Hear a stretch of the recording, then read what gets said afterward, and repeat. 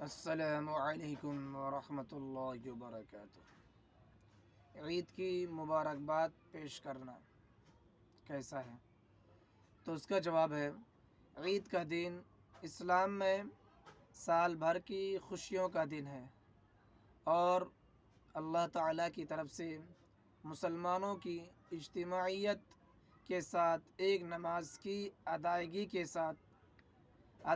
ساتھ ساتھ بہت بڑی خوشی کا بھی دن ہے، اور اپنے لباس سے، اپنے کردار سے، اپنے چلت فرت سے خوشی اظہار کرنے کا دن ہے۔